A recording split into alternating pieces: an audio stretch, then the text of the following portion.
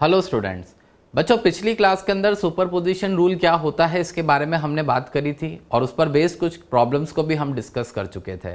बच्चों, पिछली क्लास में मैंने आपसे कहा भी था कि नेक्स्ट क्लास में हम कुछ और problems Coulomb's law and superposition पर बेस्ड हायर लेवल प्रॉब्लम्स का डिस्कशन करेंगे।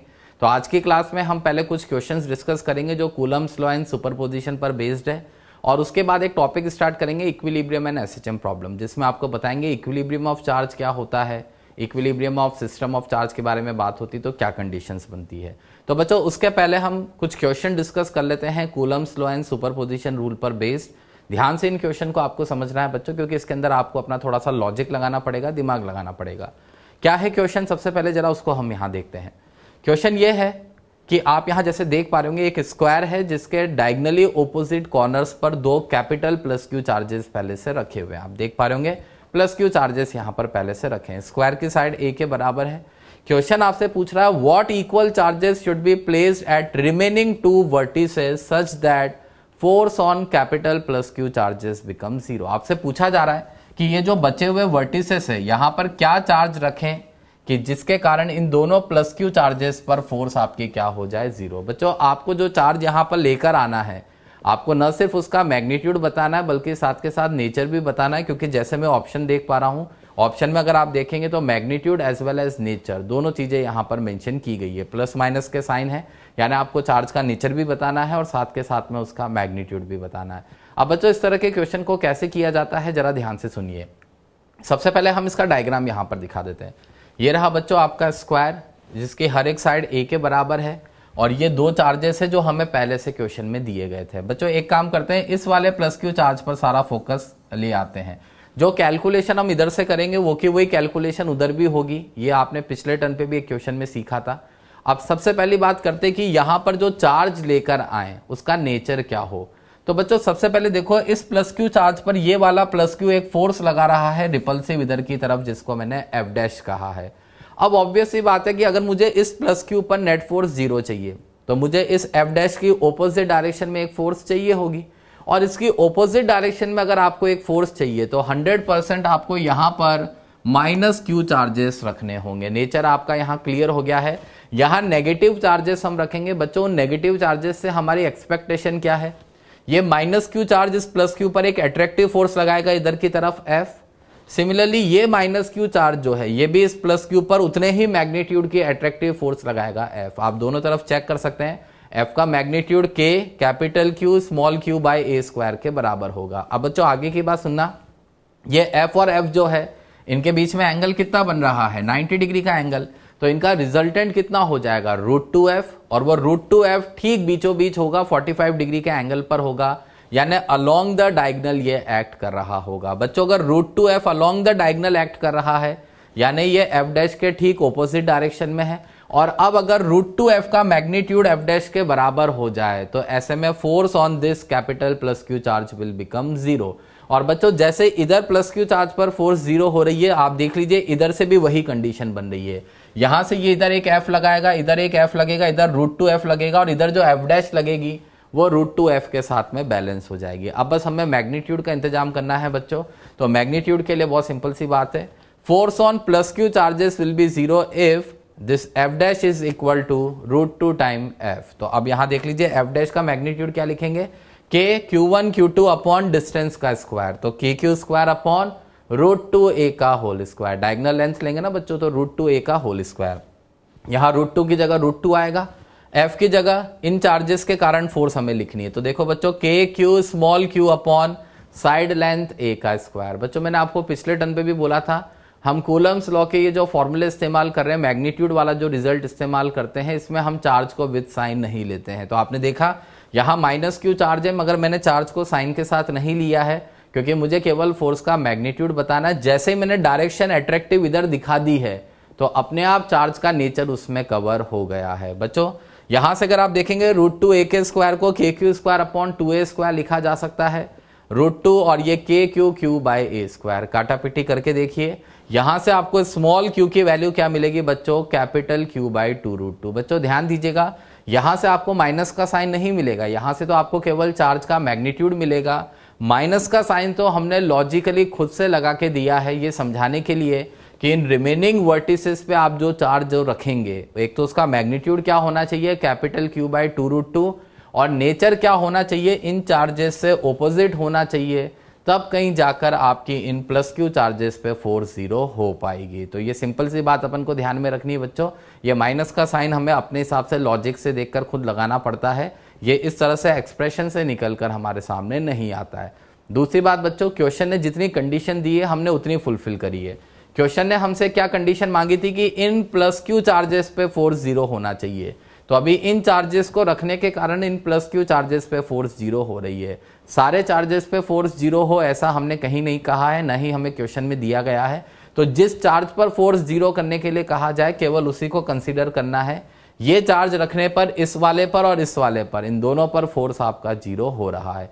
और बच्चों ध्यान से देखना, अगर बाई चांस आप यहाँ माइनस Q की जगह प्लस Q रख देते तो क्या होता आप खुद देख पाओगे।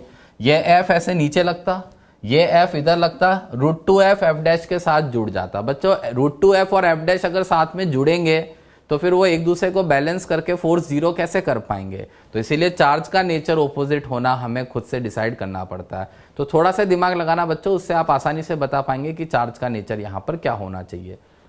अब आगे एक नोट का पॉइंट है बच्चों, कई बार क्वेश्चन इस पर बेस्ड आते हैं डायरेक्टली, जिसमें आपको कुछ नहीं सॉल्व करना होता है, बस अगर आप कंडीशन समझ जाएंगे, वेक्टर का एक छोटा सा कॉन्सेप्ट है, कंडीशन समझ जाते हैं तो उसका आंसर हम तुरंत से दे सकते हैं। क्या है पॉइंट कि if identical charges are placed at corners of a regular polygon. बच्चों रेगुलर पॉलीगन क्या होता है मेरे हिसाब से आप जानते होंगे, स्टिल मैं आपको बता देता हूं। n साइड्स की एक बाउंडेड फिगर को रेगुलर पॉलीगन कहा जाता है, जिसमें सभी साइड्स इक्वल लेंथ की होती है।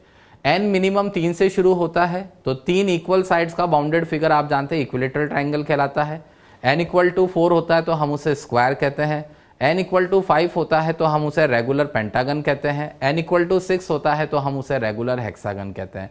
तो अभी आपको क्वेश्चन क्या कह रहा है, यहाँ नोट का पॉइंट क्या कह रहा है कि अगर आइडेंटिकल चार्जेस को आप रेगुलर पॉलीगन के कॉर्नर्स पर रख देते हैं या किसी सिमेट्रिक अरेंजमेंट के अंदर आप उनको रख रहे हैं, मैं सिमेट्रिक अरेंजमेंट के लिए भी अभी आपको एक एग्जांपल दूंगा, तो ऐसी कंडीशन में आप उसके सेंटर पर अगर किसी भी चार्ज को रखेंगे तो उस सेंटर के चार्ज पर नेट फोर्स हमेशा 0 होगा। बच्चों इसके पीछे कारण क्या है, बहुत सिंपल सी बात है। वेक्टर में शायद आपने ये पॉइंट पढ़ा भी होगा कि अगर किसी पॉइंट पर इक्वल फोर्सेस एक दूसरे से इक्वल एंगल पर एक्ट कर रही होती है तो उन सब का रिजल्टेंट क्या हो जाता है, 0। लेमिस थ्योरम वगैरह सब आपने ये चीजें पढ़ी हुई है, उसी से जुड़ी हुई बात यहां पर कर रहे हैं। तो बच्चों जैसे मैं एक एग्जांपल ले लेता हूं, सपोज एक रेगुलर पेंटागन है। रेगुलर पेंटागन मतलब 5 इक्वल साइड्स का बाउंडेड फिगर है। इसके हर एक कॉर्नर पर आपने आइडेंटिकल चार्जेस प्लस Q रखे हैं, और सपोज इसके सेंटर पे लाके हमने इस जगह पर एक माइनस Q0 चार्ज को रखा हुआ है। अब आपसे पूछा जाए कि बताइए सेंटर पे रखे हुए चार्ज पर नेट फोर्स क्या होगा। बच्चों मान लेते हैं ये डिस्टेंस जो है R है, हालांकि हमें जरूरत नहीं पड़ेगी, पर अभी आगे की बात सुनिए। ये प्लस Q चार्ज इस माइनस Q0 को एक F फोर्स से अपनी तरफ अट्रैक्ट करेगा, जहां F का मैग्नीट्यूड क्या होगा, K Q0 small q upon R square. R distance है तो K Q0 by R square का फोर्स लग रहा है। बच्चों उसी मैग्नीट्यूड के फोर्स से ये प्लस Q चार्ज इसको इधर अपनी तरफ अट्रैक्ट करेगा, उसी मैग्नीट्यूड के फोर्स से ये प्लस Q इसको अपनी तरफ अट्रैक्ट करेगा, उसी प्लस Q के कारण ये उसी फोर्स के मैग्नीट्यूड से ये वाला प्लस Q भी इसको अपनी तरफ अट्रैक्ट करेगा, और इसी तरह से ये वाला प्लस Q भी उतने ही मैग्नीट्यूड के फोर्स से इसको अपनी तरफ अट्रैक्ट करेगा। अब बच्चों वाइज सुपरपोजिशन रूल Q0 पर अगर आपको नेट फोर्स बतानी है तो इन सभी फोर्सेस का रिजल्टेंट करना पड़ेगा। तो जरा देखिए कि जो Q0 वाला चार्ज है उस पर 5 इक्वल फोर्सेस लग रही है मैग्नीट्यूड में, और सबके बीच का एंगल कितना होगा बच्चों, 360/5 यानी कि 72 डिग्री के एंगल पर ये फोर्सेस एक्ट कर रही है। क्योंकि ये सभी फोर्सेस मैग्नीट्यूड में बराबर है और एक दूसरे से इक्वल एंगल पर एक्ट कर रही है बच्चों, तो इसीलिए इन सभी फोर्सेस का रिजल्टेंट क्या हो जाएगा, 0, और इसीलिए इस सेंटर के चार्ज पर नेट फोर्स क्या आ जाएगी, 0। तो अब आप समझ गए होंगे ये कितनी आसान बात है। मैं आपसे कह दूं इक्विलेटरल ट्राइंगल के तीनों कॉर्नर्स पर इक्वल चार्जेस रखे हैं, सेंटर पर रखे चार्ज पर फोर्स बताइए। तो सेंटर पे आप कोई भी चार्ज रखिए उस पर फोर्स क्या आएगा, 0। बच्चों आज की क्लास में हो सकता है आप जान भी जाएं, दरअसल वो सेंटर जो होता है वो एक न्यूट्रल पॉइंट बनता है। न्यूट्रल पॉइंट का मतलब है वहां नेट इलेक्ट्रिक फील्ड इंटेंसिटी 0 हो जाती है। जब वहां कोई फील्ड ही नहीं होगा तो वहां आप कोई भी मैग्नीट्यूड किसी भी नेचर का चार्ज लाकर रखिए उस पर नेट फोर्स 0 ही होगा। मैं ये कहना चाह रहा हूं यहां, अगर आप अभी इस क्वेश्चन में माइनस Q0 की जगह सेंटर पे प्लस Q0 का चार्ज भी रखते तो भी बच्चों आपका नेट फोर्स उस पर जीरो ही आता। हमने माइनस क्यू नॉट सिंप्लिसिटी के लिए लिया है ताकि आपको फोर्सेस इस तरह से आसानी से दिख सके, मगर सोच के देखिएगा अगर आप यहाँ प्लस क्यू नॉट चार्ज रखेंगे तो भी उस पर रिजल्टेंट फोर्स जीरो होगा, क्योंकि उस केस में वही इक्वल फोर्सेस इक्वल एंगल पर एक्ट कर रही होगी। तो इक्विलेटरल ट्राइंगल के तीनों कॉर्नर्स पे चार्ज रखा, सेंटर पे अगर कोई चार्ज रखेंगे तो उस पर नेट फोर्स क्या हो जाएगी बच्चों, जीरो। इसी तरह से स्क्वायर के चारों कॉर्नर्स पर अगर आइडेंटिकल चार्जेस आपने रखे हैं, सेंटर पे कोई भी चार्ज रखोगे तो नेट फोर्स क्या हो जाएगी, जीरो। अगर रेगुलर हेक्सागन के 6 कॉर्नर्स पर आपने आइडेंटिकल चार्जेस रखे हैं तो सेंटर पे रखे हुए चार्ज पर नेट फोर्स क्या होगी, जीरो। और बच्चों सिमेट्रिक अरेंजमेंट वाली बात इसलिए कही थी, जैसे घड़ी का एग्जाम्पल दे दिया जाता है। अगर आप देखेंगे घड़ी में आपने देखा होगा, मैं वॉल क्लॉक की बात कर रहा हूं इस तरह से, ये जैसे 12 वाली पोजीशन, ये 6 वाली, ऐसे ये 3 और ये इधर 9 वाली, ये पोजीशन है। मान लीजिए हर एक आर वाली पोजीशन पे, आर वाली पोजीशन का मतलब आप समझ पा रहे होंगे, ये इस तरह से, ये 1 2 3, यहाँ पे 4, यहाँ 5, ये 7, ये 8 और यहाँ पर ये 10 और 11। अगर मैं इन सभी आर्स पोजीशन पर 12 आइडेंटिकल चार्जेस रख दूं, this is not a regular polygon, हम इसको रेगुलर पॉलीगन नहीं कहेंगे, लेकिन अगर मैं सिमेट्रिक अरेंजमेंट के हर एक आर पोजीशन पर आइडेंटिकल चार्ज प्लस क्यू रख दूं, तो आप बताइए सेंटर पे रखे किसी भी चार्ज पर नेट फोर्स क्या होगा। तो जवाब है सेंटर पे रखे चार्ज पर भी नेट फोर्स आपका जीरो ही होगा, क्योंकि वही बात होगी, यहां इक्वल फोर्सेस एक दूसरे से इक्वल एंगल पर एक्ट कर रही होगी, तो उन सभी का रिजल्टेंट क्या निकल के आ जाएगा बच्चों, जीरो के बराबर। तो होपफुली मेरे हिसाब से ये पॉइंट आपको क्लियर है। तो इससे आप समझ ही गए होंगे, ऐसे कोई भी क्वेश्चन आए तो डायरेक्टली हम उसके आंसर को जीरो यहां पर कह सकते हैं। अब बच्चों अगले क्वेश्चन को और ध्यान से सुनिएगा। इस तरह के क्वेश्चन से हम फोर्सेस के कंपोनेंट करना यहां पर सीखते हैं। ऑब्वियसली बात है, कूलम फोर्स है तो फोर्स ही, फोर्स है तो उसके कंपोनेंट हो ही सकते हैं। तो कंपोनेंट पर बेस्ड एक क्वेश्चन करते हैं जिसमें अच्छे अच्छे कॉन्सेप्ट सारे के सारे यूज होंगे। क्वेश्चन क्या कह रहा है, 2 point charges plus q each are fixed at points a,0 and -a,0। बच्चों कोऑर्डिनेट समझिए, a,0 यानी एक्स एक्सिस पर a डिस्टेंस पर प्लस एक्स एक्सिस पर, -a,0 मतलब नेगेटिव एक्स एक्सिस पर ओरिजिन से a डिस्टेंस पर। एक पॉइंट चार्ज है plus q naught which is free to move along y axis and it is placed at 0,y। बच्चों 0,y का मतलब है y एक्सिस पर y डिस्टेंस पर आपने इस पॉइंट चार्ज को रखा है। क्वेश्चन आपसे ये पूछ रहा है कि y की किस वैल्यू के लिए force on plus q naught charge is maximum. ध्यान से देखिएगा बच्चों, ऑप्शन आपको दे रखे हैं +-a, +-a/2, +-a/√2, +-a/√2। हमें एक ही टर्म में बताना है कि डिस्टेंस y की किस वैल्यू के लिए फोर्स मैक्सिमम होगा। अब इसका डायग्राम कैसे बनेगा बच्चों, वो बहुत ध्यान से देखिए। ये देखिए, ये x एक्सिस है मान लीजिए, and this is the y axis. आपको 2 पॉइंट चार्जेस पहले से दिए गए हैं, कहां पर फिक्स किए गए हैं, एक को तो आपने रखा था a,0 पर और दूसरे को कहां रखा था बच्चों, -a,0 पर। तो a,0 का मतलब है ओरिजिन से प्लस एक्स एक्सिस पर a डिस्टेंस पर, -a,0 का मतलब क्या है, ओरिजिन से नेगेटिव एक्स एक्सिस पर a डिस्टेंस पर। फिर आपने एक तीसरा पॉइंट चार्ज रखा है plus q not. Plus q not कहां रखा है बच्चों, 0,y पर, यानी y एक्सिस पर आपने इसको y डिस्टेंस पे रखा हुआ, आप देख पा रहे होंगे y एक्सिस पर आपने इसको y डिस्टेंस पे रखा है। अब बच्चों अगर मैं इस वाले point charge plus q not की इस साइड वाले चार्ज से डायरेक्ट डिस्टेंस देखूं तो this is the direct distance r। इनके बीच की जो सीधी वाली दूरी है वो तो ये r होगी। एंड सिमिलरली इस वाले से अगर इसकी डिस्टेंस देखी जाए तो ये इनके बीच की लाइन हो गई है, डायरेक्ट डिस्टेंस r यहां पर ये निकल के आ रही है। बच्चों पहले r की वैल्यू हम निकाल लेते हैं बाय पाइथागोरस थ्योरम। तो if this distance is a, अगर ये डिस्टेंस a है और ये वाला डिस्टेंस अगर y है, तो पाइथागोरस थ्योरम से ये वाला डिस्टेंस कितना आ जाएगा आपका, √a² + y² के बराबर। आप देख पा रहे होंगे ये और इस वाले ट्राइंगल को हम देख रहे हैं, राइट एंगल ट्राइंगल को, तो ये डिस्टेंस क्या आ गया, √a² + y², और वही डिस्टेंस इधर भी उतना ही आ रहा है, √a² + y²। अब ध्यान से देखिए बच्चों, ये जो प्लस क्यू है, ये इस प्लस क्यू नॉट पे एक रिपल्सिव फोर्स लगाएगा उधर की तरफ F। Line of action of coulomb force is along the straight line joining the charges. फिर से दोहराता हूं, जितनी फोर्स उधर लगा रहा होगा उतनी फोर्स इस पे भी लग रही होगी, पर आपको किस पर फोर्स मैक्सिमाइज करनी है, क्यू नॉट पर। तो जो भी चार्ज ऑब्जर्वेशन में होता है केवल उसी की फोर्स के बारे में हम बात करते हैं। तो बच्चों एक F फोर्स इस पर इधर की तरफ लग रहा है। अब उसी तरह से सोचिए, इस प्लस क्यू के कारण इस प्लस क्यू नॉट पर उतने ही मैग्नीट्यूड का फोर्स F इधर लगेगा। कारण ये बच्चों, न्यूमरेटर टर्म सेम रहेगा KQ Q not, denominator distance दोनों का सेम है, तो फोर्स का मैग्नीट्यूड सेम ही आना है।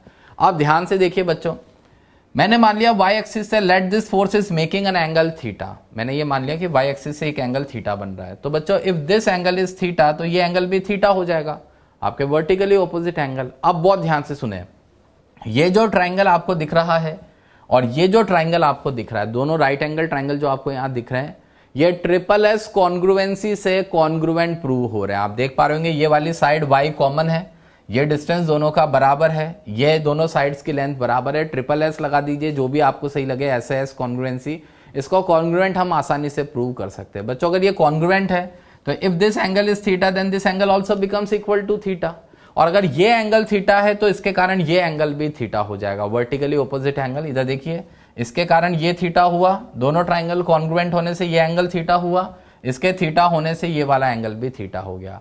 अब फोर्सेस के कंपोनेंट करेंगे बच्चों, तो एक तो एफ साइन थीटा इधर जाएगा और एक एफ कॉस थीटा ऊपर जाएगा। ऐसे इधर कंपोनेंट करेंगे तो एफ साइन थीटा इधर, एफ कॉस थीटा ऊपर। बच्चों ये जो साइन थीटा कंपोनेंट है फोर्सेस के, ये एक दूसरे को कैंसिल आउट कर देंगे और दोनों के कॉस थीटा कंपोनेंट जुड़ जाएंगे।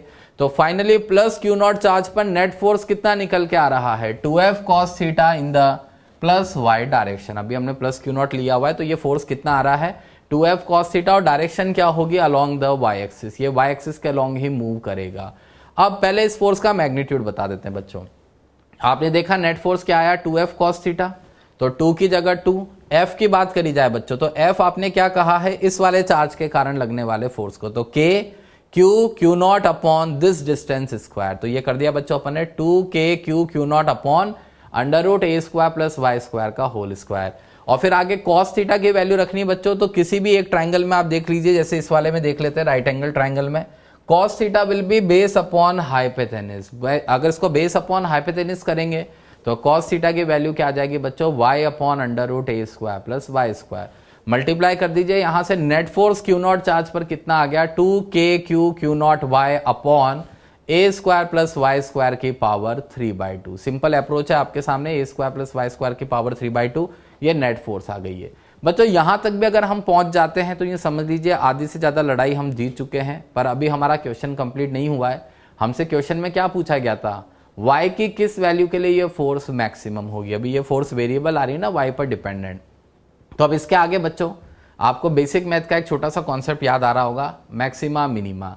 अगर इस फोर्स के फंक्शन को आपको मैक्सिमाइज करना है तो हम इसके डिफरेंशिएशन को 0 से इक्वेट करेंगे। डिफरेंशिएशन को 0 से इक्वेट करने पर हमें क्रिटिकल पॉइंट्स पता चलते हैं मैक्सिमा मिनिमा के, तो उसी से हमें आइडिया हो जाएगा लगभग कि फोर्स कहां पर मैक्सिमम होगी। तो बच्चों क्या करना है, this force q naught will be maximum if df by dy equal to 0। इस फंक्शन का y के रेस्पेक्ट में डिफरेंशिएशन कर दीजिए। तो बच्चों ये 2k q naught as a constant बाहर आ जाएगा and d by dy of y upon a square plus y square की पावर 3/2 बराबर 0। ये तो 0 के नीचे जाके खत्म हो जाएगा। अब बच्चों इसका डिफरेंशिएशन आप घर पे खुद से ट्राई करके देखिएगा, u बाई वी रूल लगा के आपने पढ़ा होगा इसको। आप इसका डिफरेंशिएशन करेंगे, उस डिफरेंशिएशन को आप 0 से इक्वेट करेंगे।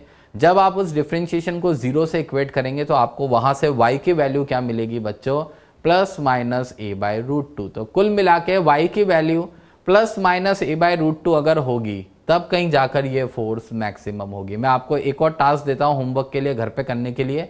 आप y की ये वाली वैल्यू यहां रखकर मैक्सिमम फोर्स कितनी है इसका भी कैलकुलेशन खुद से करके देखिए। और प्लस माइनस क्यों आया वो भी आपको समझा देता हूं बच्चों।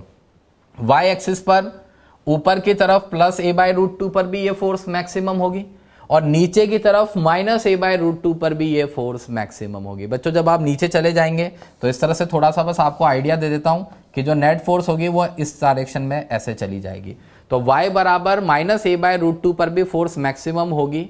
माइनस का साइन केवल डायरेक्शन को इंडिकेट करेगा, तो इन 2 पॉइंट्स पर आपको ये फोर्स मैक्सिमम मिल रहा होगा। तो बच्चों क्वेश्चन करके देखना है, अच्छा क्वेश्चन है। ये एक्सप्रेशन का डिफरेंशिएशन आप जरूर से करके देख लें। आगे जाके जब हम रिंग का इलेक्ट्रिक फील्ड पढ़ते हैं वहां पर भी इसको मैक्सिमाइज करने की बात आती है। कई जगह इस तरह का आपको फंक्शन टकराता हुआ नजर आ जाएगा, तो इसका डिफरेंशिएशन आपको खुद से करके जरूर से देखना है। अब आते हैं बच्चों आज के मेन टॉपिक पर। आज का टॉपिक है हमारा इक्विलिब्रियम एंड एसएचएम प्रॉब्लम। बच्चों इक्विलिब्रियम एंड एसएचएम प्रॉब्लम, आज हम सिर्फ इक्विलिब्रियम की बात कर पाएंगे, अगली क्लास में एसएचएम के बारे में बात करेंगे। मगर फिर भी इक्विलिब्रियम क्या है मैं पहले आपको क्लियर कर देता हूं। बच्चों इक्विलिब्रियम के लिए 2 बातें होती हैं। यहाँ क्वेश्चन 2 तरह का आता है। एक होता है जब आपसे इक्विलिब्रियम ऑफ चार्ज कहा जाता है। अगर क्वेश्चन आपसे किसी पर्टिकुलर चार्ज के इक्विलिब्रियम की बात कर रहा है तो आप ध्यान रखिएगा, net force on only that charge must be zero. Equilibrium का मतलब क्या है, कोई फोर्स नहीं लगना चाहिए उस पर, तो net force on only that charge must be zero. बाकी पर फोर्स जीरो हो रहा है या नहीं हो रहा है, it is none of our concern, हमें कोई लेना देना नहीं है। बस अगर हमसे किसी पर्टिकुलर चार्ज के इक्विलिब्रियम की बात कर रहा है तो उस पर नेट फोर्स जीरो करके बता दीजिए। जैसे आपने आज स्टार्टिंग में स्क्वायर वाला क्वेश्चन किया था, कैपिटल प्लस क्यू चार्जेस पे फोर्स जीरो होना चाहिए, तो उस पर फोर्स जीरो करिए, छोटे क्यू का क्या होगा हमें नहीं पता।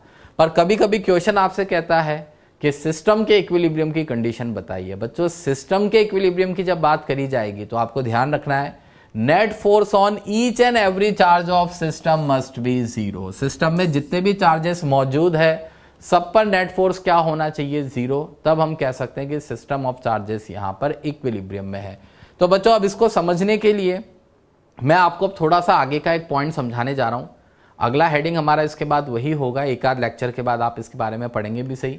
हम इलेक्ट्रिक फील्ड इंटेंसिटी क्या होता है उसके बारे में आगे जानेंगे, मगर अभी हम उसके बारे में थोड़ा बहुत इसलिए जान रहे हैं क्योंकि जो आप यहाँ मेथड अप्लाई करते हैं उसको आप इलेक्ट्रिक फील्ड के लॉजिक से अगर करेंगे तो आपका वो क्वेश्चन करना आसान भी हो जाता है और साथ के साथ आप एक ही बार में दो दो चीजें सीख पाएंगे।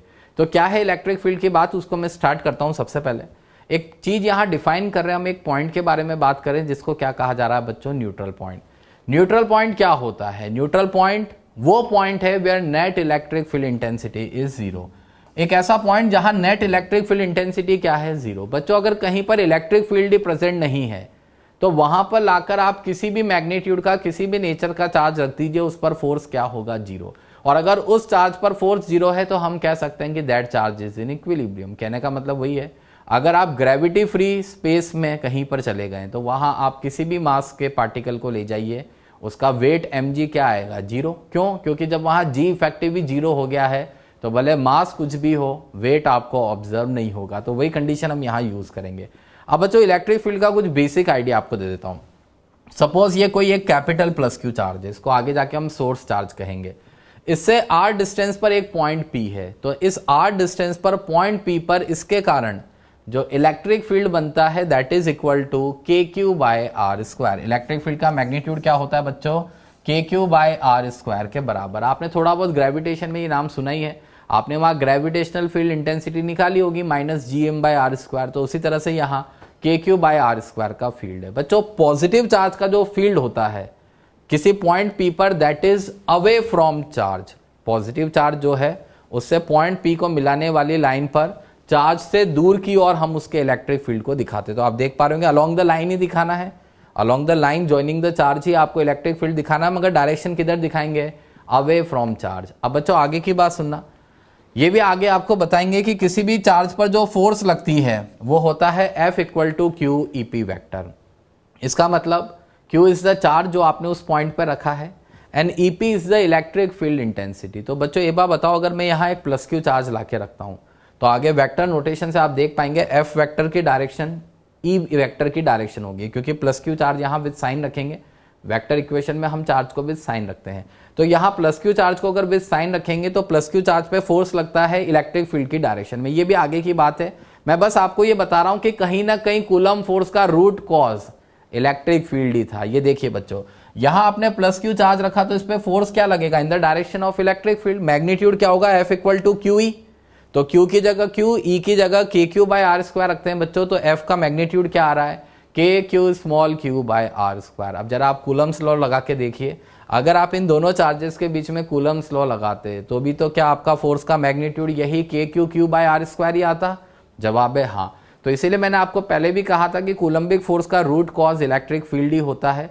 अब अगर किसी पॉइंट पर आप बताइए, अगर इस पॉइंट पी पर मैं इलेक्ट्रिक फील्ड ही जीरो कर दूं, अगर ये वाली चीज ही जीरो कर दूं, तो छोटे क्यू का कुछ भी मैग्नीट्यूड हो, कुछ भी साइन हो, उस पर फोर्स क्या हो जाएगी, जीरो।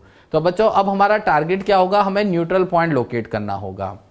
पहले एक बार और आपको नेगेटिव चार्ज की भी कहानी सुना देते हैं बच्चों। अगर मान लीजिए सोर्स चार्ज, जैसे यहाँ प्लस क्यू का चार्ज था, ऐसे यहाँ माइनस क्यू का चार्ज अगर ले आए तो इससे r डिस्टेंस पर किसी पॉइंट p पर इलेक्ट्रिक फील्ड मैग्नीट्यूड में आपका वही रहेगा के क्यू बाय आर स्क्वायर, पर इसकी डायरेक्शन क्या होती है, टुवर्ड्स द चार्ज। ये नेगेटिव चार्ज का केस होता है बच्चों।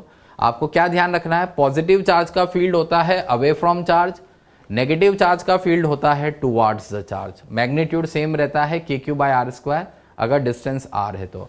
अब बच्चों अगर मान लीजिए यहां लाकर आपने किसी पॉजिटिव चार्ज को रखा तो वही F = QE लगाएंगे, इसका +Q चार्ज है तो इस पर इलेक्ट्रिक फील्ड की डायरेक्शन में फोर्स लगेगा। F = QE करिए तो मैग्नीट्यूड तो आपका फिर से वही आ गया है KQ/r²। और जरा डायरेक्शन देख लीजिए, क्या इन दोनों चार्जेस के बीच में अट्रैक्टिव फोर्स ऐसे लगना चाहिए था? तो कुल मिला के बच्चों यहां से हमें बस ये बात ध्यान में रखनी है, पॉजिटिव चार्ज के कारण इलेक्ट्रिक फील्ड होता है KQ/r², direction away from charge.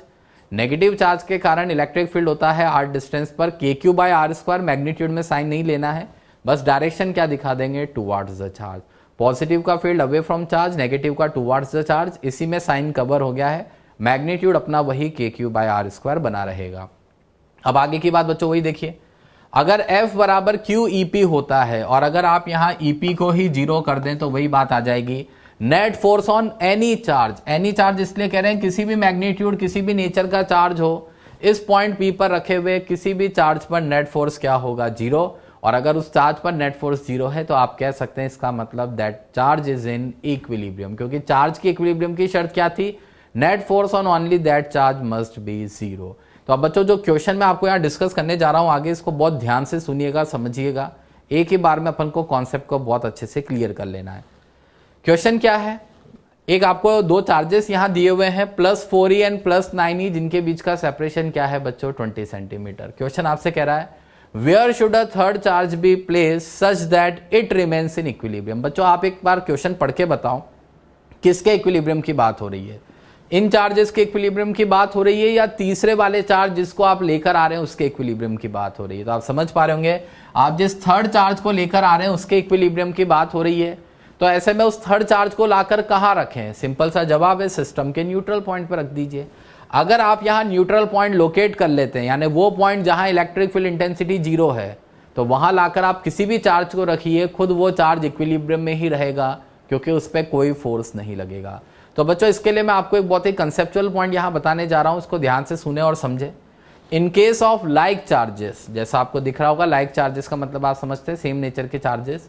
In case of like charges, neutral point lies between the charges, and in case of unlike charges, neutral point lies outside the charges. Like charges में neutral point charges के बीच में lie करता है, unlike charges के case में neutral point बाहर lie करता है, और दोनों ही केस में आप देखेंगे कि neutral point will be nearer to the charge having smaller magnitude. हमेशा neutral point जो smaller magnitude charge है, without sign compare करेंगे, जो भी स्मॉलर मैग्नीट्यूड चार्ज है उसके ज्यादा नियरर होगा। अब आप कहेंगे ऐसा क्यों, जवाब तो उसका भी चाहिए। तो इधर देखिए बच्चों, जैसे मान लीजिए ये चार्ज रहा +4e, ये चार्ज रहा +9e, मैंने 3 पॉइंट यहाँ मार्क कर दिए बच्चों। ये आपका पॉइंट A है, एक यहाँ बीच में पॉइंट B है, यहाँ पर एक पॉइंट C है। अब हम इन दोनों चार्जेस के इलेक्ट्रिक फील्ड यहाँ दिखाते हैं। तो सबसे पहले ये देखना, 1 नंबर चार्ज के कारण बात करते हैं, A वाले पॉइंट पर। 1 नंबर चार्ज के कारण A वाले पॉइंट पर इलेक्ट्रिक फील्ड दिखाओ अवे फ्रॉम चार्ज। तो मैंने ये इलेक्ट्रिक फील्ड इधर दिखा दिया बच्चों इस तरह से, E1 is the electric field due to 4e charge. ऐसे ही A वाले पॉइंट पर +9e चार्ज का फील्ड देखेंगे तो उसका भी तो फील्ड आप अवे फ्रॉम चार्ज दिखाओगे। +9e के कारण A वाले पॉइंट पर इलेक्ट्रिक फील्ड किधर दिखाना, अवे फ्रॉम चार्ज। तो यहां पर मैंने इसका इलेक्ट्रिक फील्ड इधर दिखा दिया बच्चों E2। अब आप एक बात बताओ, E1 E2 दोनों सेम डायरेक्शन में लग रहे हैं, तो क्या ये कभी 0 हो सकता है इलेक्ट्रिक फील्ड, यहां नहीं हो सकता। अब आगे की बात ऐसे सुनना, पहले मैं C पॉइंट की कहानी समझाता हूं। 2 नंबर चार्ज के कारण C वाले पॉइंट पर electric field will be away from charge, ये आपने दिखा दिया इस तरह से, अवे फ्रॉम चार्ज, इसको हमने E2 बोल दिया है। बच्चों इस +4e के कारण C वाले पॉइंट पर इलेक्ट्रिक फील्ड दिखाओगे तो इसके कारण भी electric field away from charge दिखाना है, तो इसका इलेक्ट्रिक फील्ड भी हमने इधर दिखा दिया, इसको हमने यहाँ E1 बोल दिया। ये बच्चों ये देख लीजिए, E1 E2 दोनों फील्ड यहाँ पर इस तरह से। अब ऑब्वियस ही बात है, फिर से दोनों फील्ड सेम डायरेक्शन में ऐड हो रहे हैं, तो यहाँ पर भी इलेक्ट्रिक फील्ड 0 नहीं हो सकता। पर जरा एक बार देखते हैं बीच के किसी पॉइंट पर कहानी क्या हो रही है। बीच के इस पॉइंट B पर अगर आप देखेंगे तो 1 नंबर चार्ज का electric field away from charge E1 इधर की तरफ आएगा, 2 नंबर चार्ज का electric field away from charge E2 इधर की तरफ आएगा। फिर से सुन लीजिए बच्चों, 1 नंबर के कारण E1 इधर की तरफ अवे फ्रॉम चार्ज, 2 नंबर पर खड़े होकर देखिए E2 अवे फ्रॉम चार्ज इधर आएगा। अब बच्चों अगर E1 E2 यहाँ मैग्नीट्यूड में बराबर हो जाए तो ऐसे में पॉइंट B पर इलेक्ट्रिक फील्ड 0 हो सकता है। यानी इस केस में हमने ये सीख लिया कि न्यूट्रल पॉइंट जो होगा वो पॉइंट जहां इलेक्ट्रिक फील्ड इंटेंसिटी 0 होगी वो कहां लाई करेगा? In case of like charges neutral point lies between the charges, दोनों चार्जेस के बीच में होगा। और अभी आप देख पाएंगे कि 4e वाले चार्ज से ज्यादा नियरर होगा क्योंकि इसका मैग्नीट्यूड कम है। नियरर वाली बात तो अपने आप प्रूव होगी, वो आपको पहले से कहने की जरूरत नहीं है। तो बच्चों अभी यहां से एक बात समझ में आ गई, न्यूट्रल पॉइंट बीच में होगा। अब हम इसके बेसिस पे क्वेश्चन कर लेते हैं। ये देखो मैंने न्यूट्रल पॉइंट बीच में दिखा दिया है, मैंने एक नंबर चार्ज से इसकी डिस्टेंस x मान ली है, तो अपने आप 2 नंबर चार्ज से डिस्टेंस कितनी हो जाएगी बच्चों? 20 माइनस एक्स, क्योंकि दोनों चार्जेस जो हैं इनके बीच का सेपरेशन 20 सेंटीमीटर दे रखा था। और जैसा आपको पहले दिखा दिया था, E1 इसका इलेक्ट्रिक फील्ड है, E2 इसका इलेक्ट्रिक फील्ड है। अब कंडीशन क्या होगी? Net electric field will be 0 at point P if E1 equal to E2। Magnitude में अगर आप इन दोनों इलेक्ट्रिक फील्ड को बैलेंस कर देते हैं तो नेट इलेक्ट्रिक फील्ड आपका पॉइंट P पर 0 हो जाएगा। बच्चों इलेक्ट्रिक फील्ड का मैग्नीट्यूड मैंने अभी भी आपको बताया था KQ बाय R स्क्वायर। तो 4E का इलेक्ट्रिक फील्ड कितना बनेगा? E1 K 4E upon distance x का स्क्वायर। पॉइंट P की डिस्टेंस क्या है? एक नंबर चार्ज से x, तो K 4E by x square. बच्चों मीटर सेंटीमीटर कन्वर्ट करने की टेंशन ना ले, वो दोनों तरफ कट जाता है, आप कन्वर्ट भी करेंगे तो कोई फर्क नहीं पड़ेगा। ऐसे ही E2 का मैग्नीट्यूड क्या लिखेंगे बच्चों अपन? K 9E upon 20 minus x का होल स्क्वायर। उससे डिस्टेंस कितनी हो गई है? 20 माइनस एक्स। बच्चों यहां से K ये E वगैरह सब कैंसिल हो जाएगा। X square upon 20 minus x का स्क्वायर बराबर 4/9 बनेगा। आप दोनों तरफ रूट ले लीजिए, स्क्वायर रूट लेने पर x अपॉन 20 माइनस एक्स बराबर 2/3। इसको क्रॉस मल्टीप्लाई करके सॉल्व करके देख लीजिए बच्चों, यहां से आपकी वैल्यू x की क्या निकल के आ रही है? 8 सेंटीमीटर। तो यानी आपने जवाब दे दिया है 4E वाले चार्ज से 8 सेंटीमीटर डिस्टेंस पर और 9E वाले चार्ज से 20 माइनस 8 यानी कि 12 सेंटीमीटर डिस्टेंस पर बीच में कोई पॉइंट P होगा। और यहां लाकर आप किसी भी नेचर किसी भी मैग्नीट्यूड का चार्ज रख दीजिए, भले यहां लाकर आप प्लस Q0 चार्ज रख दीजिए या यहां लाकर आप माइनस Q0 चार्ज रख दीजिए, किसी भी नेचर किसी भी मैग्नीट्यूड का चार्ज रखिए, उस पर नेट फोर्स क्या होगी? 0, यानी खुद वो चार्ज क्या होगा? इक्विलिब्रियम में। बच्चों मैं फिर से दोहरा रहा हूं, अभी हमने क्वेश्चन चार्ज के इक्विलिब्रियम का किया है, सिस्टम के इक्विलिब्रियम का नहीं। तो इस पर तो नेट फोर्स 0 हो जाएगी, बाकी पर हो या ना हो वो अभी हमारा कंसर्न नहीं है, वो हम आगे इक्विलिब्रियम ऑफ सिस्टम के अंदर जानेंगे। अच्छा बच्चों अब इसी के लिए मैं आपको एक डायरेक्ट अप्रोच भी बता देता हूं, फॉर्मूला है यहीं से निकला हुआ है, ये मेथड भी आपको ध्यान रखना ही है, आगे इलेक्ट्रिक फील्ड पढ़ना ही है। बाकी स्टिल आप चाहें तो एक फॉर्मूला भी बना सकते हैं, क्या है जरा देखिएगा। अभी अभी आपने देखा कि जब लाइक चार्जेस होते हैं Q1 Q2 तो एक तो न्यूट्रल पॉइंट बीच में होता है। Q1 से डिस्टेंस x मान लिया, Q2 से डिस्टेंस क्या मान लिया था? r minus x. अभी किया था ना बच्चों, जैसे अपन ने टोटल सेपरेशन r मान लेते हैं, इधर से x तो इधर से r माइनस एक्स। तो बच्चों यहां से जब आप E1 E2 के मैग्नीट्यूड बैलेंस कराते हैं, ये देखिए जब आप E1 E2 के मैग्नीट्यूड बैलेंस कराते हैं तो KQ1 बाय एक्स स्क्वायर बराबर KQ2 upon r minus x का स्क्वायर लिखेंगे। फिर यहां से आप देखिए x upon r minus x बराबर root Q1 by root Q2 आ जाएगा। और बच्चों अब इसके बाद आप क्या कर सकते हैं, एक बार खुद से ट्राई करके देखिएगा, दोनों तरफ अगर मैं +1 कर दूं, इधर भी +1 कर दूं, इधर भी +1 कर दूं, तो ऊपर r minus x plus x की जगह r बन जाएगा। और उसके बेसिस पे आप एक डायरेक्ट फॉर्मूला ला सकते हैं। जैसे मान लीजिए Q1 चार्ज से डिस्टेंस बतानी है x, जिस चार्ज से डिस्टेंस बतानी होती है x बराबर क्या होगा? खुद वो चार्ज रूट में root Q1 upon root Q1 plus root Q2 into r। ये तो अपनी Q1 से डिस्टेंस आ गई है न्यूट्रल पॉइंट की x, Q1 के टर्म्स में इस तरह से इसको लिखा जा सकता है, r दोनों के बीच का सेपरेशन। और ऐसे बच्चों Q2 वाले चार्ज से डिस्टेंस क्या थी? r माइनस एक्स, तो r माइनस एक्स बराबर क्या होगा? Root Q2। ऊपर वो चार्ज आता है जिससे दूरी नापी जाती है, तो r माइनस एक्स के लिए वैल्यू क्या होगी? Root Q2 upon root Q1 plus root Q2 into r। ये सीधा सीधा फॉर्मूला है। अगर आप फॉर्मूले याद रखने में ज्यादा कंफर्टेबल है बच्चों तो इससे भी क्वेश्चन हो सकता है। कैसे, ये देखो करके दिखा देते हैं। मान लो यही क्वेश्चन हम इस फॉर्मूले से करते हैं, तो 4E वाले चार्ज से दूरी जैसे बतानी है, इस पॉइंट P की 4E वाले चार्ज से दूरी बतानी है, x बताना है, तो x क्या होगा? Root 4E upon root 4E plus root 9E into total separation 20 centimeter. Solve करके देखिए, इससे दूरी x कितनी आ गई है? 8 सेंटीमीटर। मान लीजिए उधर वाले चार्ज से दूरी बतानी थी r माइनस एक्स, तो r माइनस एक्स क्या होगा? वो वाले चार्ज का मैग्नीट्यूड रूट में upon root Q1 plus root Q2 into total separation 20 centimeter. उधर से दूरी क्या आ गई है? 12 सेंटीमीटर। तो फॉर्मूले भी है बच्चों, फॉर्मूले से करेंगे तो भी दिक्कत नहीं है, मेथड भी हमें क्लियर होना चाहिए क्योंकि इलेक्ट्रिक फील्ड आगे हमें पढ़ना ही है। अब आगे की बात बच्चों, हमने नोट के पॉइंट में क्या लिखा था कि in case of unlike charges neutral point जो होता है लाइज आउटसाइड द चार्जेस। अब उसको समझते हैं बच्चों। सपोज अब ये चार्ज +4 ही है मगर उसको मैंने -9 ही कर दिया, 20 सेंटीमीटर सेपरेशन है। क्वेश्चन सेम है, फिर से बताना है where should a third charge be placed such that it remains in equilibrium. तो क्या करेंगे बच्चों, इसके लिए पहले ये देखते हैं सेम अप्रोच। ये रहा आपका 4e वाला चार्ज, ये रहा -9e वाला चार्ज, ये दोनों चार्जेस एज इट इज। और फिर से 3 पॉइंट यहां दिखा रखे हैं बच्चों, एक A है, एक B है और एक C है। अब देखते हैं कि कहां इलेक्ट्रिक फील्ड 0 हो सकता है। तो सबसे पहले A पर बात करें तो 1 नंबर चार्ज का electric field away from charge E1 इधर होगा, पर 2 नंबर के नेगेटिव चार्ज का फील्ड दिखाएंगे टुवर्ड्स द चार्ज। तो towards the charge electric field E2 किधर होगा, इस तरह से। आप नेगेटिव चार्ज का फील्ड दिखा रहे हैं ना A पॉइंट पर, तो नेगेटिव चार्ज का फील्ड किधर दिखाना है बच्चों, टुवर्ड्स द चार्ज। अब ऐसे फिर से देखो, बी पॉइंट पर अगर आप इलेक्ट्रिक फील्ड लिख रहे हो तो पहले मैं -9e का फील्ड दिखा देता हूं। नेगेटिव चार्ज का फील्ड किधर दिखाएंगे, टुवर्ड्स द चार्ज। E2 किधर दिखाना है, टुवर्ड्स द चार्ज। और इस 1 नंबर पॉजिटिव चार्ज का इलेक्ट्रिक फील्ड बी पॉइंट पर किधर होगा, अवे फ्रॉम चार्ज। तो E1 E2 यहां इस तरह से होंगे बच्चों। पहली बात तो यही दिख गया, E1 E2 यहां सेम डायरेक्शन में है, ऐड हो रहे हैं, यानी यहां इलेक्ट्रिक फील्ड 0 होने के चांसेस ही नहीं है। यानी जब आपके अनलाइक चार्जेस होते हैं तो neutral point between the charges तो हो ही नहीं सकता। अब इधर सी पॉइंट पर देखना बच्चों, यहां नेगेटिव चार्ज -9e का electric field towards the charge E2 इधर होगा, और उधर जो आप देख रहे हैं E1 वो इस +4e का इलेक्ट्रिक फील्ड है अवे फ्रॉम चार्ज। अब आपको यहां पे मैं बता रहा हूं कि न्यूट्रल पॉइंट जो होगा वो छोटे मैग्नीट्यूड के चार्ज के ज्यादा नजदीक होगा। केवल A पे आपको न्यूट्रल पॉइंट मिल सकता है, C पर आपको न्यूट्रल पॉइंट नहीं मिलेगा। अब आप कहोगे सर ऐसा कैसे, वहां पे भी तो वेक्टर 180 डिग्री के एंगल पर है।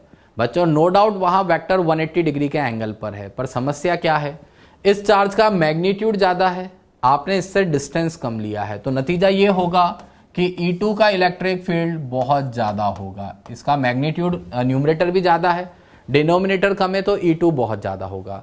E1 की बात करी जाए तो 4e वाले चार्ज से डिस्टेंस भी ज्यादा है और न्यूमरेटर भी छोटा है, तो ऐसे में E1 इलेक्ट्रिक फील्ड जो है बहुत छोटा होगा। अब आप एक बार बताओ, क्या इस समय यहां पर नेट इलेक्ट्रिक फील्ड 0 हो सकता है क्या, नहीं हो सकता है। लेकिन यहां बिल्कुल हो सकता है, क्योंकि इधर न्यूमरेटर कम तो डिनोमिनेटर भी कम है, उस वाले का न्यूमरेटर ज्यादा है तो डिस्टेंस डिनोमिनेटर भी ज्यादा होगा। तो देयर आर चांसेस की बैलेंसिंग हो जाए। तो इसीलिए मैंने आपको पहले ही कह दिया था कि अनलाइक चार्जेस के केस में neutral point outside the charge होगा and it will be nearer to the charge having smaller magnitude. अब बच्चों करना क्या, इधर देखिए, हम अपने क्वेश्चन पे आ जाते हैं। हमें पता चल गया न्यूट्रल पॉइंट बाहर होगा, इसको P दिखा दिया हमने, इसका 4e चार्ज से डिस्टेंस x ले लिया है, तो अपने आप उस वाले से कितना डिस्टेंस हो जाएगा, 20 + x। और P पॉइंट पर इलेक्ट्रिक फील्ड 0 होगा अगर 4e का इलेक्ट्रिक फील्ड E1 9e के इलेक्ट्रिक फील्ड E2 के बराबर हो जाए। मैग्नीट्यूड में इनको बैलेंस कर देते हैं, डायरेक्शन तो हमने दिखाई दी बच्चों। तो E1 बराबर E2 हो जाएगा, तो पॉइंट P पर इलेक्ट्रिक फील्ड आपका 0 हो जाएगा। तो बच्चों क्या करना है, देखिए E1 का मैग्नीट्यूड क्या लिखोगे, K 4e upon distance x का स्क्वायर, यहां से डिस्टेंस x है। मगर 9e वाले का जब आप इलेक्ट्रिक फील्ड लिखेंगे तो सिर्फ मैग्नीट्यूड लिखना है, साइन नहीं लेना है। डायरेक्शन तो आपने दिखाई दी ना E2 की टुवर्ड्स द चार्ज। तो K 9e अपॉन 20 + x का होल स्क्वायर। बच्चों 9e वाले चार्ज से पॉइंट P की टोटल डिस्टेंस कितनी आ रही है, 20 + x के बराबर। तो K 9e अपॉन 20 + x का स्क्वायर। बच्चों K और E यहां पर भी वैसे कैंसिल हो जाएंगे पिछली बार की तरह, फिर आप स्क्वायर रूट ले लेंगे तो x अपॉन 20 + x बराबर आएगा 2/3। और बच्चों इसको क्रॉस मल्टीप्लाई करके सॉल्व करके देखिए तो आपका आंसर क्या आ जाएगा, 40 सेंटीमीटर के बराबर। यानी इस बार +4e चार्ज से बाहर इधर की ओर 40 सेंटीमीटर के डिस्टेंस पर अगर आप कोई पॉइंट P पर जाकर किसी भी मैग्नीट्यूड का किसी भी नेचर का चार्ज रखेंगे तो खुद उस चार्ज पर नेट फोर्स क्या हो जाएगी, 0। और बच्चों इधर से दूरी क्या आई, 40। अगर आपसे पूछा जाता 9e वाले चार्ज से कितना डिस्टेंस होगा, तो आप देख पा रहे होंगे 40 + 20 मिलाकर 60 सेंटीमीटर, उससे भी आंसर आ जाता। अब वही बात बच्चों, क्वेश्चन कैसे करना आपको बता दिया, इसी को हम फॉर्मूले में भी ले जा सकते हैं। Suppose Q1 Q2 unlike charges है, आपको समझ में आ गया कि अगर mod Q1 less than mod Q2 question में दे रखा हो, आपको साइन नहीं देखने, मैग्नीट्यूड देखने, ये स्मॉलर मैग्नीट्यूड का चार्ज है, तो अनलाइक चार्ज अगर केस होगा तो neutral point will be outside the charges and it will be nearer to the charge having smaller magnitude. तो मैंने इधर से x डिस्टेंस पर दिखा दिया पॉइंट P को, अपने आप Q2 से डिस्टेंस कितना हो गया, r + x। पॉइंट पी पर इलेक्ट्रिक फील्ड जीरो होगा अगर E1 बराबर क्या हो E2, यानी k Q1 by x square बराबर k Q2 upon R plus x का स्क्वायर। बच्चों यहां से आपको दिख रहा होगा x upon R plus x बराबर root Q1 upon root Q2।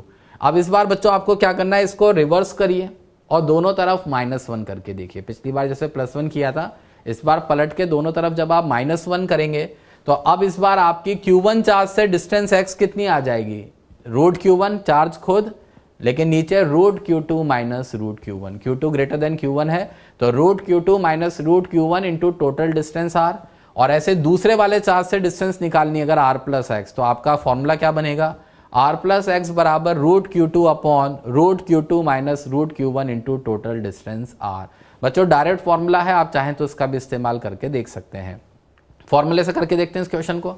4e minus 9e, point P का हमें डिस्टेंस बताना, मान लीजिए 4e चार्ज से, तो x क्या होगा, रूट Q1 चार्ज खुद upon root Q2 minus root Q1 into total separation 20 centimeter. बच्चों सॉल्व करके आप देख सकते हैं, यहां से आपका सेपरेशन x कितना आ रहा है 40 सेंटीमीटर, यही हमारा आंसर आया था।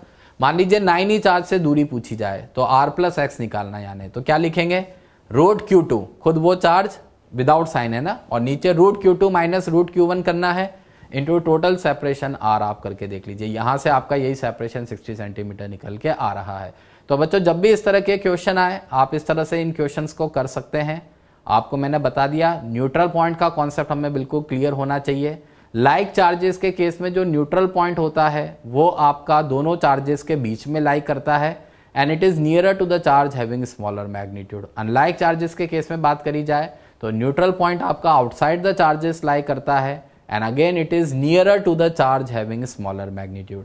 तो बच्चों ये तो क्वेश्चन अपन ने किए थे अभी तक based on equilibrium of charge. अब मैं आपको एक क्वेश्चन बताता हूं इक्विलिब्रियम ऑफ सिस्टम पर बेस्ड। क्वेश्चन ध्यान से सुनिएगा बच्चों। दो पॉइंट चार्जेस आपको दिख रहे हैं प्लस क्यू, जिनके बीच का सेपरेशन r है। आपसे क्या पूछा जा रहा है, where and what charge should be placed such that system remains in equilibrium. ऐसा क्या चार्ज रखा जाए, कहां रखा जाए, किस मैग्नीट्यूड किस नेचर का रखा जाए कि सिस्टम इक्विलिब्रियम में आ जाए। बच्चों जब भी सिस्टम के इक्विलिब्रियम का क्वेश्चन आता है, आपको चार्ज का magnitude as well as nature और लोकेशन तीनों चीजें बतानी होती है। तो सबसे पहली बात इधर ध्यान से सुने, वेयर का तो एक ही जवाब होता है, तीसरे चार्ज को लाकर कहां रखें, न्यूट्रल पॉइंट पे रखें। अच्छा पहले ये तो देखें क्या तीसरे चार्ज की जरूरत भी है या नहीं है, जरूरत है। ये देखिए बच्चों, इस पर एक फोर्स इधर लग रहा होगा अभी F12, और इस पर एक फोर्स ऐसे इधर लग रहा होगा F21। अगर आप इन दोनों पॉइंट चार्जेस प्लस क्यू को अभी रिलीज कर दे यहां से, तो इन दोनों पे फोर्स लग रही है, दोनों एक्सेलरेट करते हुए दूर भागेंगे, इन्फिनिटी तक दोनों के बीच में सेपरेशन बढ़ता जाएगा, ये एक दूसरे से दूर भागेंगे।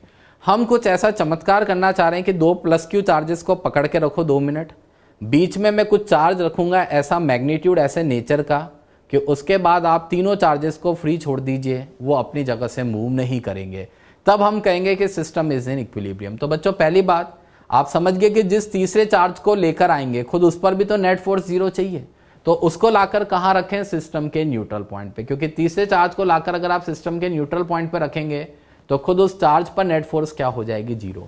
बच्चों अभी अभी आपने जो केस सीखा है लाइक चार्जेस का सिस्टम है, आपको पता है न्यूट्रल पॉइंट बीच में लाई करेगा, और क्योंकि इस बार दोनों के मैग्नीट्यूड बराबर है तो neutral point exactly mid point पर होगा। आप करके देख सकते हैं पिछले क्वेश्चंस की तरह, इस बार न्यूट्रल पॉइंट जो है एग्जैक्टली मिड पॉइंट पर होगा। तो मैंने न्यूट्रल पॉइंट तो बता दिया, कहां लाकर रखना है, x इक्वल टू r/2 पर। अब आगे सवाल उठता है कितना चार्ज लाकर रखें, magnitude as well as nature दोनों हमें यहां बताना है। तो उसके लिए डायग्राम इधर देखें बच्चों, ये रहे आपके प्लस क्यू चार्जेस जो आपने पहले से यहां पर दिए हुए थे क्वेश्चन में, और एक माइनस क्यू चार्ज को लाकर मैं यहां न्यूट्रल पॉइंट पे रख रहा हूं। बच्चों माइनस क्यू क्यों रख रहा हूं आप समझ जाएंगे। देखो F12 तो इस पर इधर लगी रहा था, F21 इस पर पहले से इधर लगी रहा था। अब जो मैं थर्ड चार्ज लेकर आ रहा हूं उससे मेरी एक्सपेक्टेशन क्या है कि वो इस प्लस क्यू चार्ज पर एक फोर्स लगाए इसकी ऑपोजिट डायरेक्शन में। तो आप बताओ बच्चों, यार नेगेटिव चार्ज रखोगे तभी तो ये इस पर अट्रैक्टिव फोर्स लगाएगा इस डायरेक्शन में, यहां पॉजिटिव चार्ज लाके रख दोगे तो F13 इधर लगने लगेगा, और उस केस में इन चार्जेस पे नेट फोर्स 0 नहीं हो पाएगी। आपको पता है सिस्टम के इक्विलिब्रियम के लिए net force on each and every charge must be 0। तो बच्चों अब क्या किया, हमें ये पता चल गया यहां माइनस क्यू चार्ज लाकर रखना है, ये माइनस क्यू इस पर एक फोर्स लगाएगा F13 इधर की तरफ, सिमिलरली ये माइनस क्यू इस पर भी एक अट्रैक्टिव फोर्स लगाएगा F23 इधर की तरफ, एंड इनफैक्ट खुद इस पर भी फोर्स लग रही होगी, हम दिखा नहीं रहे, जरूरत नहीं है वैसे, मगर बता देता हूं। इस पर एक फोर्स इधर लग रही होगी F31 इधर की तरफ, और एक फोर्स इस पर ऐसे लग रही होगी F32 इधर की तरफ। ये फोर्सेस तो बराबर होंगी ही होंगी क्योंकि ये न्यूट्रल पॉइंट पर रखा है। तो अब बच्चों आगे की बात सुनना, और सेपरेशन मैंने दिखाई दिया, इधर से भी r/2 है, इधर से भी r/2 है, क्योंकि पॉइंट P आपका मिड पॉइंट है। आगे की बात, system will be in equilibrium if net force on each and every charge is 0। तो बच्चों जब भी आप फोर्सेस बैलेंस करें यहां सिस्टम के इक्विलिब्रियम के लिए, तो थर्ड वाले चार्ज पे नहीं करनी है जिसको आप लेकर आए, क्योंकि उस पर तो 0 आएगी, उससे आपको आंसर नहीं मिलेगा, वो तो न्यूट्रल पॉइंट पे रखा है। उस वाले चार्ज को छोड़कर सिस्टम में जो पहले से मौजूद चार्जेस है उनमें से किसी पर भी नेट फोर्स 0 कर दीजिए, आपका आंसर आ जाएगा। तो बच्चों सिस्टम के इक्विलिब्रियम के लिए या तो आप कह दीजिए F12 बराबर F13 होना चाहिए, या फिर आप कह दीजिए F21 बराबर F23 होना चाहिए। अभी मैं इधर से सॉल्व कर लेता हूं। F12 क्या था, force on Q1 due to Q2, क्या लिखेंगे magnitude KQ²/R²। F13 force on Q1 due to Q3, इसको Q3 मान लिया है, तो F Q1 इसका अगर F13 का मैग्नीट्यूड हम लिखेंगे तो ये कितना आएगा बच्चों, K capital Q small q upon R/2 का होल स्क्वायर। बच्चों ऐसा करके आप इसको सॉल्व करेंगे तो स्मॉल q की वैल्यू कितनी निकल के आ जाएगी, कैपिटल Q/4। ध्यान रखिएगा यहां से माइनस नहीं आएगा, माइनस आपको लॉजिकली खुद से प्लेस करना पड़ेगा। तो माइनस क्यों आया वो तो मैं आपको पहले बता चुका हूं। मैग्नीट्यूड ऑफ चार्ज यहां डिसाइड हो गया है, तो अब फाइनल आंसर आप क्या देंगे, आप फाइनल आंसर ये देंगे कि दस if a third charge small q equal to minus Q/4, यानी मैग्नीट्यूड में कैपिटल Q/4 के बराबर, नेचर में ओपोजिट होना चाहिए, and if it is placed at mid point of line joining the two charges then only system will be in equilibrium. बच्चों तीनों शर्तें पूरी होनी चाहिए, चार्ज का नेचर भी माइनस होना चाहिए, अगर आप यहां वापस से प्लस चार्ज ले आए तो काम नहीं चलेगा, मैग्नीट्यूड भी Q/4 होना चाहिए, Q/3 रखोगे तो काम नहीं चलेगा, उसको लाकर रखना भी मिड पॉइंट पर ही है, अगर आपने इधर से R/3 डिस्टेंस पे रख दिया तो भी काम नहीं चलेगा। जब ये तीनों शर्तें पूरी होंगी, साइन, मैग्नीट्यूड और लोकेशन वाली बात, जब ये तीनों शर्तें पूरी होंगी तब कहीं जाकर आप कह सकते हैं कि the system will be in equilibrium. तो बात समझ में आ गई बच्चों, इक्विलिब्रियम ऑफ चार्ज अगर आपसे कह रहा है तो सिर्फ net force on only that charge must be 0, बाकी चार्जेस को आपको देखना भी नहीं है। लेकिन जब आपसे इक्विलिब्रियम ऑफ सिस्टम कह रहा है तो सिस्टम के ईच एंड एवरी चार्ज पर फोर्स 0 होना चाहिए। ऐसे में आप जिस चार्ज को लेकर आएंगे उसको न्यूट्रल पॉइंट पर लेकर आएंगे। इसके अलावा आपको उसका मैग्नीट्यूड भी डिसाइड करना पड़ेगा, साथ के साथ आपको उसका नेचर भी डिसाइड करना पड़ेगा। तो इस तरह के क्वेश्चंस आप प्रैक्टिस करिए, आप अपने लेवल पे जो भी होमवर्क में क्वेश्चन आपको दिए जाए उनको ट्राई करें। नेक्स्ट क्लास में हम एक आध क्वेश्चन और इसके आपको डिस्कस करके बताएंगे और फिर आगे SHM से रिलेटेड क्वेश्चंस के बारे में बात करेंगे।